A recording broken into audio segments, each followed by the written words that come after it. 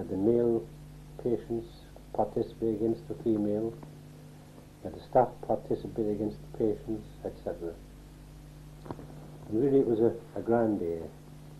We also had individual teams of patients and staff, tug of war, which always created an atmosphere for levity. When the sports was over, we had all the side stalls of various kinds. Myself, I used to have one football stall, which was always a popular place for the patients. And each department of the hospital and staff had their own little stall, coconut stall, drop the ball into the bucket sort of style. And everybody participated, and it was actually a wonderful, wonderful day. In the early years of the hospital, we used to have sports days once a year for mainly for the patients, but obviously staff took part. And this evolved into a competition based roughly on it's a knockout theme. And this was a competition among the psychiatric hospitals of the region, and went on for 2 or 3 years, each hospital being a host once a year. This again was a competition for staff and patients, and created a very good rapport with a lot of people being interested in taking part in a competitive game between other hospitals and themselves.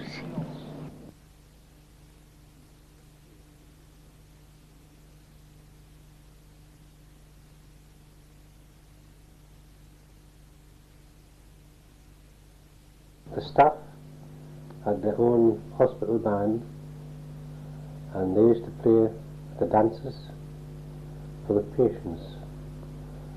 And the patients' dances was always an interesting affair. The male patients would be on one side of the hall, the female patients on the opposite side of the hall. As soon as the music struck up, there'd be a charge of the light brigade, male from one side, female from the other side.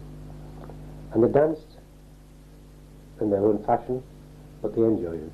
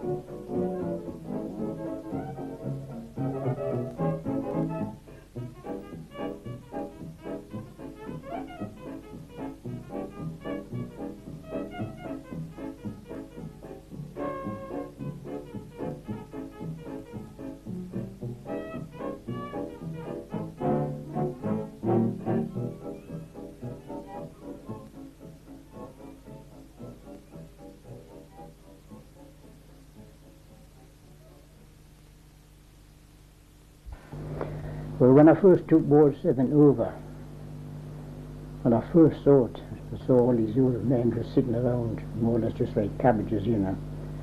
I thought, well, we'll have to do something about this. And after a while I thought, well, I've got some tapes, Max the Bygrave, sing along with Max, you know. I thought, well, I'll give them a try. So I just took it in and set it away and just left it. And the first day there was nothing really. No effect, you know.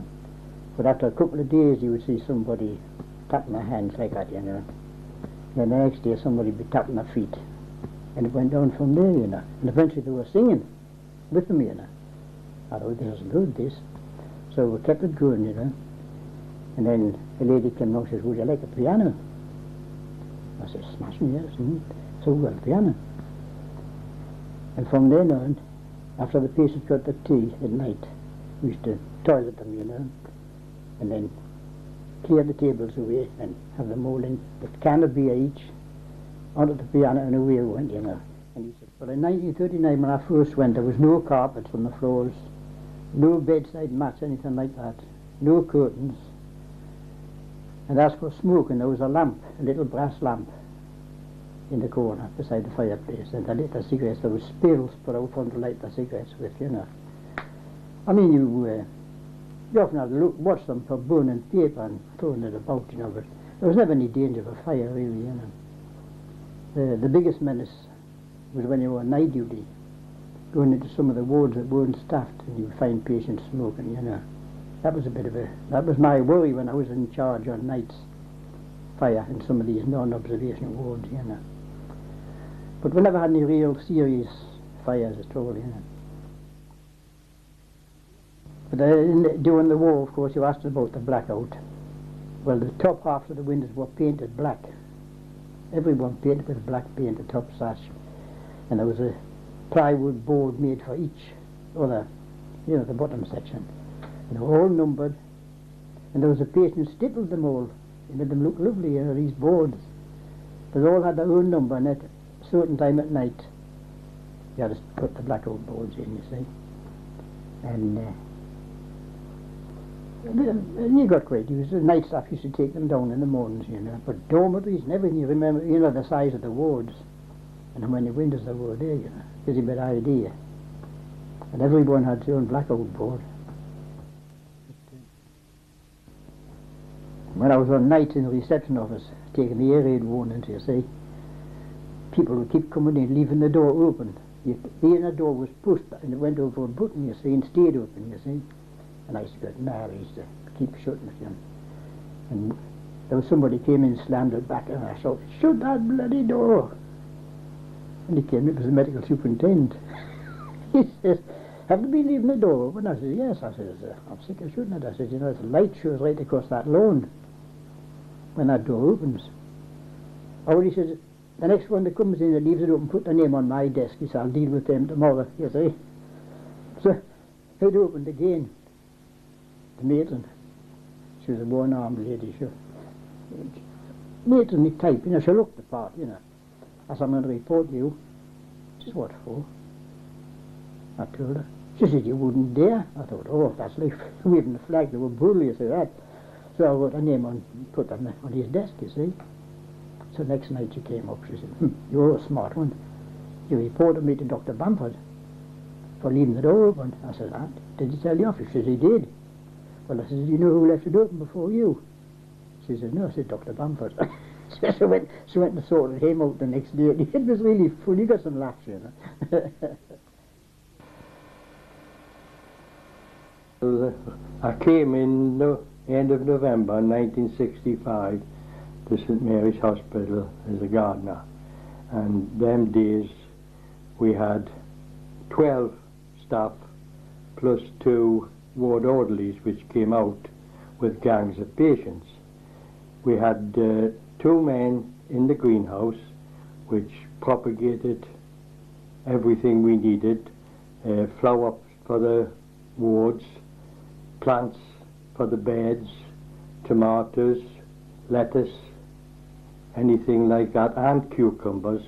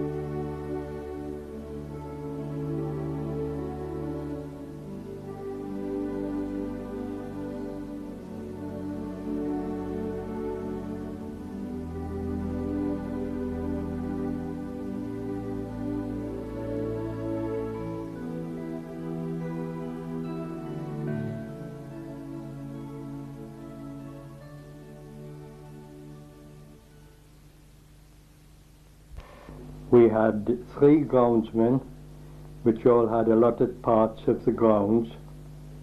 One man did what we called the playing field, which was used for football in the winter, cricket in the summer, and a bowling green plus tennis courts, which was for staff. Well, the football team and the cricket team was always staff, but the patients came out and had a big game of bowls. And before my time, St Mary's had their own bowl team.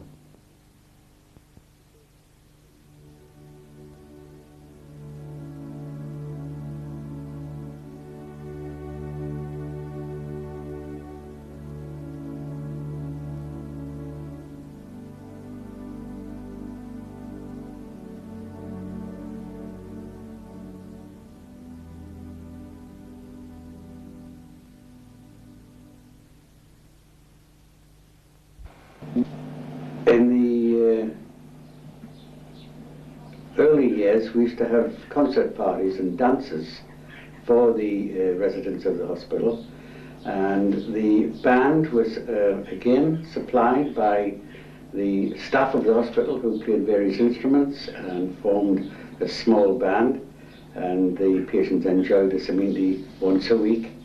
Concert parties were also arranged, little pantours and other concert festivities enjoyed by the patients again, and this culminated last year in a mimed episode of Technicolor Dreamcoat, which was excellent, and it just showed the talent that existed throughout nurse and staff. In 1971, we were asked to form a social club by the Hospital Management Committee to aid the recruitment of staff. Well, this might not have aided the recruitment. It was certainly a beneficial amenity to the residents of the estate, the staff of the hospital, friends and their relatives, and to local people in the community. We enjoyed the amenities of the club very much, and it was a great social centre. And sadly, it had to close down in 1996 along with the hospital.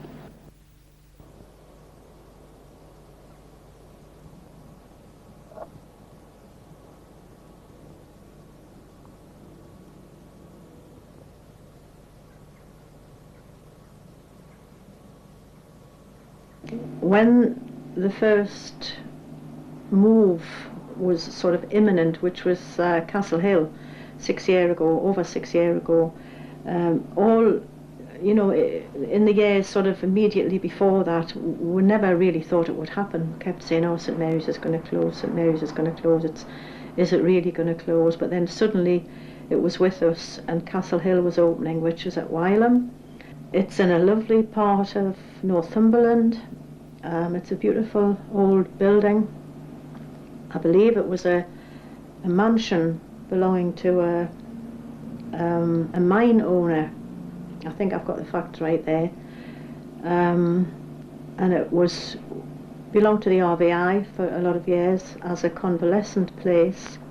And then it stood empty for a couple of years before we took it over and refurbished it completely. We then had Keegan Court, which is a big house right in the middle of in the Felling area of Gateshead, which closed Weir Villa, which was one of the more wards for the younger age group. The next group to move, I think, would be the Briarwood group. Again, a 36-bedded home for the elderly, which is in the Bladen area of Gateshead. This closed wards 1 and ward 4, which were all female patients. Other units have been established. The Andrew Smith unit at the old Dunstan Hill Hospital accommodates both young and elderly patients.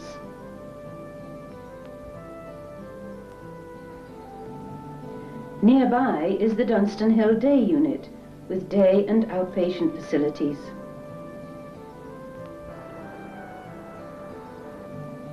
Colway Lane in Swalwell is a rehabilitation unit and 3 houses for continuing care.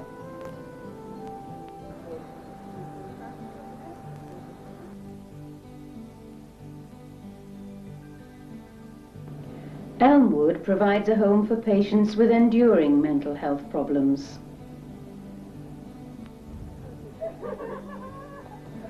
Tramwell has 3 admission wards, an intensive care unit and a day unit. An impressive sculpture by Fred Watson, entitled Inside Outside, dominates the foyer. The sculpture stands ambiguously inside and outside the building. It represents things that are to be found inside and others found outside. It is an allegory of what is uncertainly inside the head or outside in the world. Also on the Tranwell site is Cragside, an admission ward for elderly patients.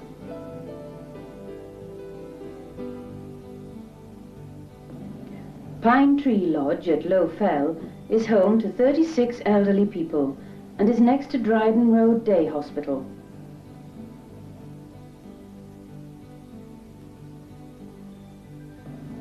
The last of St Mary's patients moved to Alderwood in Bensham in January 1996. With the closure of St Mary's, I know that we have a lot of sadness among the staff because of the fact that it's closing, and I can understand that because we've always had a sort of a community spirit here at St Mary's, and you have a lot of family ties as well. I mean, you've got to be careful who you're talking to because it's bound to be somebody's cousin or auntie or uncle. We have a lot of that at St Mary's among the staff. But we've got to look at it from the patient's point of view, really, because at the end of the day, that's what we're all here for. And for the patients, it's got to be better. It is better. The new places that they've gone to or they're going to are much nicer. They're smaller, they're more homely. It is just like a big house. Most of the units that you go to, it's just like going into a big sitting room where there's half a dozen people sitting watching the television, instead of into these big dormitories that we have at St Mary's, which, yes, they're nice, they're as nice as they can be, but they're still not as homely as the new units are for them. Plenty of benefits, nearly all for the patients, and I think at the end of the day that's what we've got to think about.